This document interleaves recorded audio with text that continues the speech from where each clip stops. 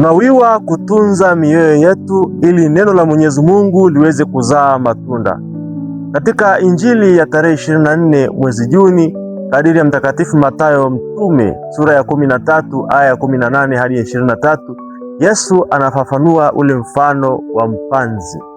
Mpanzi aliyekwenda kupanda mbegu zake, nyingine zikaanguka njiani, nyingine zikaanguka kwenye mwamba, nyingine zikaanguka kwenye miiba na nyingine kwenye udongo mzuri. Ndugu zangu wapendwa, mambo matatu ya kutafakari katika siku hii ya leo. Mwenyezi Mungu anatutaka tutunze mioyo yetu.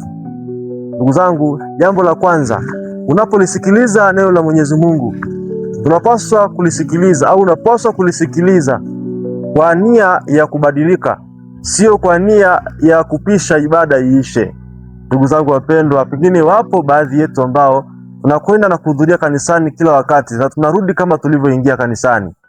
Tatizo huwa ni kwamba tunalisikia neno la Mwenyezi Mungu linatokea sikio moja kuelekea sikio jingine, kutokana na kwamba hatulipokei kwa nia ya kubadilisha maisha yetu.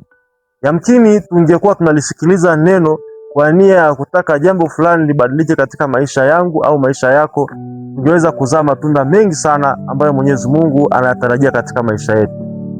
Ndio sababu Bwana Yesu anasema ni mfano wa mtu yule ambaye analisikia neno la Mwenyezi Mungu, lakini mwovu anakuja analiondoa lile ambalo tayari limepandwa katika nafsi ya moyo wa mtu, kadiri ya Mathayo sura ya 13 aya 19.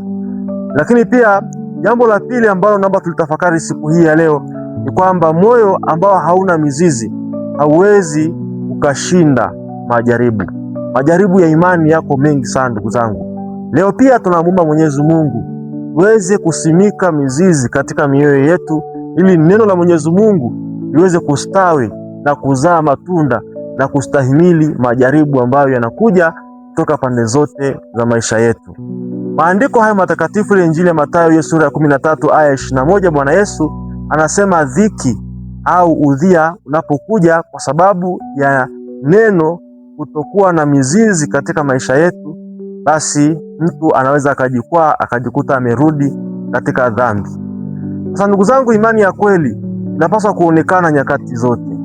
Nyakati za raha na nyakati za shida tunapaswa kuendelea kumtumainia na kumpenda Mwenyezi Mungu. Tunapaswa kuendelea kumpa Mungu nafasi ya kwanza nyakati zote. Kwa namna ya pekee zaidi ndugu zangu wapendwa, leo tunapotafakari haya maandiko matakatifu, tunaalikwa kuongeza na kuchochea bidii yetu katika kuimarisha mizizi. Mizizi ya imani ni nini ndugu zangu?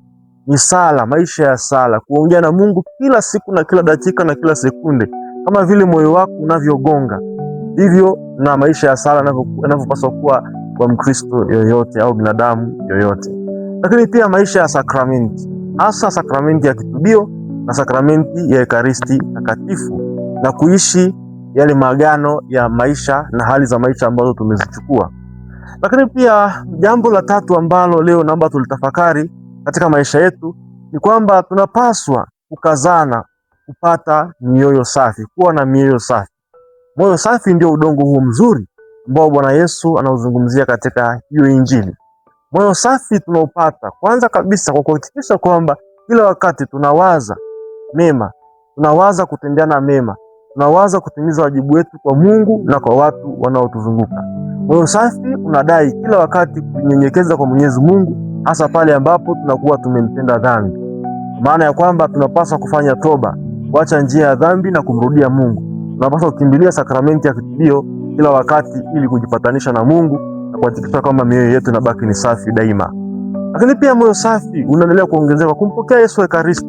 Tunazidishiwa ndani yetu ule mng'ao wa neema ya utakaso ambayo Mungu Roho Mtakatifu anatumiminia katika maisha yetu.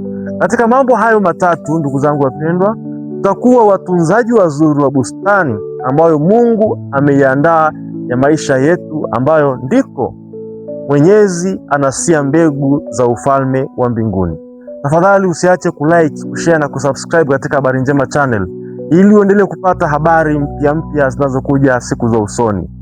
Usiache kueneza habari hii njema kwa wengine kwa kulike, kushare na kusubscribe. Lakini kwa namna pekee, kama sehemu ya kuendelea kutafakari neno la Mwenyezi Mungu kwa pamoja, naomba uache maoni yako hapo chini. Je, unafikiri namna nyingine nzuri ya kutunza bustani yaani maisha yetu, yaani mioyo yetu iweze kuwa udongo mzuri wa kuzaa matunda ambayo Mungu anatarajia katika maisha yetu. Unafikiri maoni mengine au namna nyingine ya kutunza bustani hiyo ni ipi? Naomba uache maoni yako katika comment section hapo chini, na nikutakia wakati mwema. Basi akubariki Mungu Mwenyezi, Baba, Mwana, Roho Mtakatifu. Amina.